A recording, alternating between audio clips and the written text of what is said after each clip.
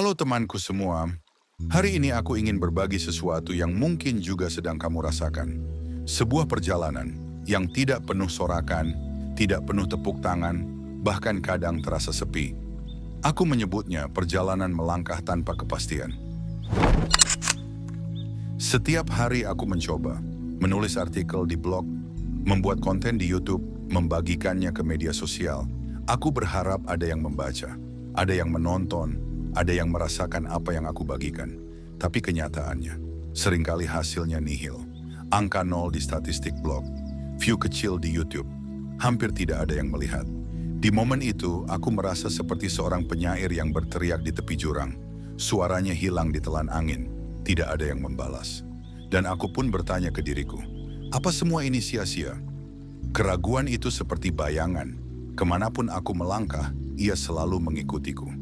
Tapi aku mulai sadar, seperti bayangan, keraguan itu tidak pernah bisa benar-benar hilang. Dan bukankah hidup memang selalu berjalan berdampingan dengan ketidakpastian? Filsuf Yunani kuno pernah berkata, hidup yang tidak pernah diragukan adalah hidup yang tidak pernah dipikirkan. Artinya, keraguan bukan musuh. Keraguan adalah tanda bahwa aku sedang tumbuh, bahwa aku sedang mencoba memahami arah langkahku. Aku lalu melihat hukum alam. Biji yang ditanam tidak langsung tumbuh menjadi pohon. Ia butuh tanah gelap, air, waktu, dan kesabaran. Demikian pula matahari. Ia tidak pernah tergesa. Setiap pagi ia muncul tepat waktu, perlahan mengusir kegelapan.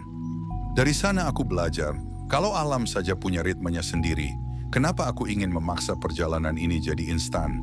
Kenapa aku ingin hasil cepat padahal alam selalu mengajarkan yang instan itu rapuh, yang sabar itu kuat.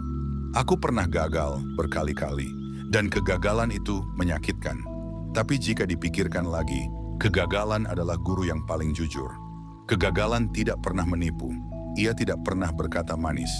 Ia hanya menunjuk langsung pada titik kelemahanku, agar aku belajar. Filosofi Timur mengajarkan, jatuh 7 kali, bangkit 8 kali.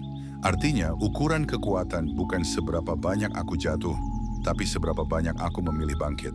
Dan mungkin bangkit tanpa sorakan orang lain adalah bentuk keteguhan yang paling murni.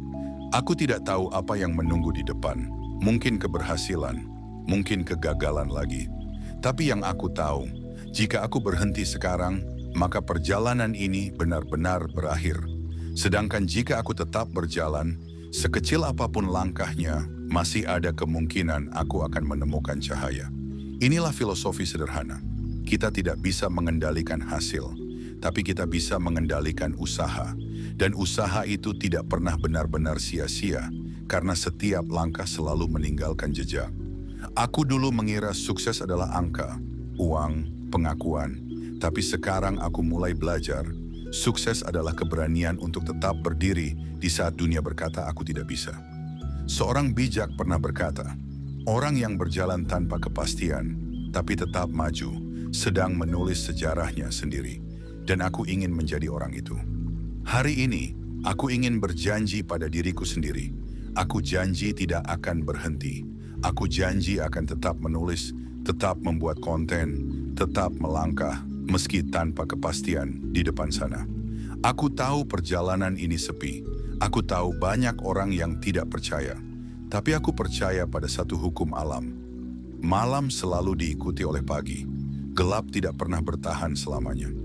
Dan jika aku bertahan cukup lama, aku akan melihat cahaya itu. Teman-teman, aku ingin mengajak kalian yang mendengar cerita ini, kalau kamu juga merasa sedang berjalan sendirian, kalau kamu juga merasa dunia menolakmu, ingatlah satu hal, itu bukan akhir. Itu hanyalah bagian dari perjalanan. Karena hidup bukan soal cepat atau lambat. Hidup adalah soal berani atau menyerah. Dan selama kita berani, kita masih punya harapan. Aku memilih untuk tetap berjalan. Aku memilih untuk tetap percaya. Dan aku yakin suatu hari nanti, perjalanan ini akan sampai pada tujuannya.